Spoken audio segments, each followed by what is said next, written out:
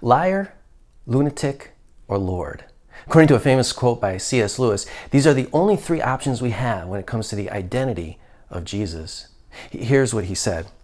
I'm trying here to prevent anyone saying the really foolish thing that people often say about him. I'm ready to accept Jesus as a great moral teacher, but I don't accept his claim to be God. That is the one thing we must not say. A man who was merely a man and said the sort of things Jesus said would not be a great moral teacher. He would either be a lunatic, on a level with a man who says he's a poached egg, or else he would be the devil of hell. You must make your choice. Either this man was and is the Son of God, or else a madman, or something worse. You can shut him up for a fool, you can spit at him and kill him as a demon, or you can fall at his feet and call him Lord and God. But let us not come with any patronizing nonsense about his being a great human teacher. He has not left that open to us. He did not intend to. Of course, for Lewis, the implication is that Jesus couldn't have been a lunatic. His teaching was as cogent and lucid as any teacher ever has been. And he couldn't have been a liar. His character was as pure and ethical as any human being that's ever lived. So the only logical conclusion is to fall at his feet and acclaim him Lord. This is a tight argument. The conclusion is undeniable. Unless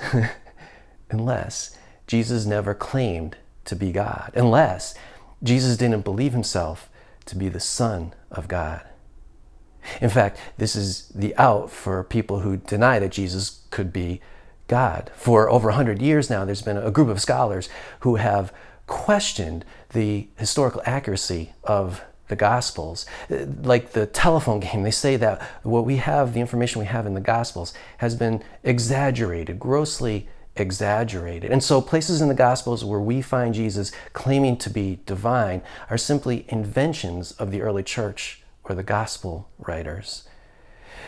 Probably the most famous contemporary scholar making this argument is Bart Ehrman. Another well-known scholar, Reza Aslan, makes the argument that Jesus saw himself as a zealot, a revolutionary leader God has appointed to bring about the kingdom of God by force, by violence. But that even though he might have seen himself as a messianic figure, there's no way he saw himself as God. If these scholars are right, then Lewis's argument loses all its force. If these scholars are right, then there's a fourth option, an option that is far more reasonable than the rest. Instead of seeing himself as a divine being, the historical Jesus simply saw himself as a merely human figure, either a human teacher or a human leader of some kind.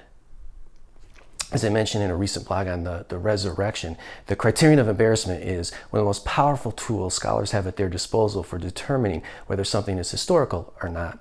So when it comes to the Gospels, the way the criterion of embarrassment works is like this. It says that the early church or gospel writers would never invent material that was embarrassing to them or counterproductive to their mission. So when we do find material that is embarrassing, that is somehow counterproductive to the mission of the church, we can know with a high degree, the highest degree of certainty, that that actually happened, that it's historically accurate.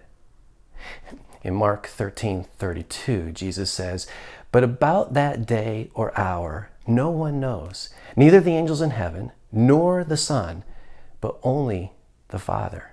In that verse, he's talking about the end of the world, his return, the second coming. It's kind of an important event.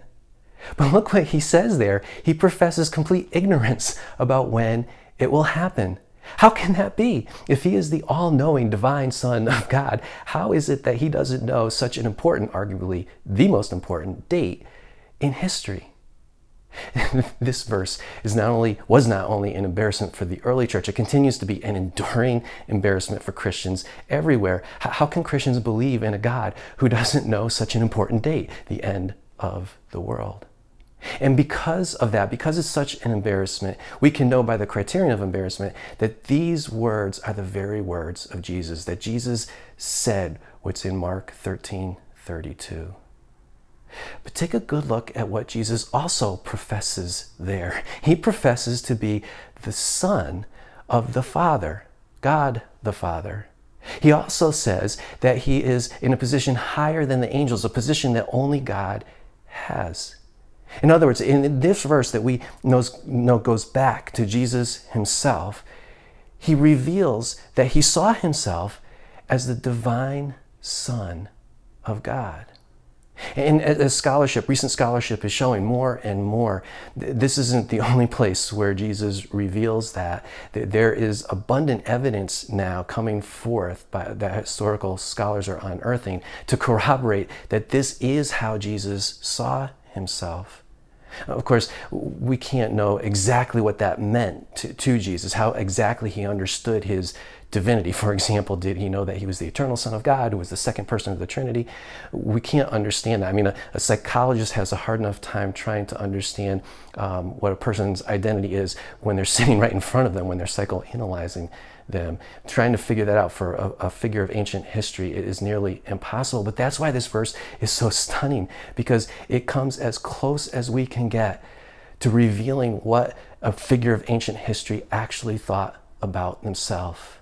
And what we see in this verse is that Jesus somehow understood himself to be a divine being, to be the unique Son of God, to somehow be the Lord. Liar, lunatic, or Lord? Lewis had it right. There are only three options. And that means he is Lord. That means that his love is the power and logic that drives the universe. Falling at his feet and confessing him as Lord is by far the wisest thing we could ever do. So what do you think of Lewis's logic here? Do you find it compelling? Go to the Contact EJ page of the Raising Jesus website and let me know what you think. I'd love to hear from you. Also, please like our Facebook page, subscribe to our YouTube channel, and continue to tell your friends about us. Thank you.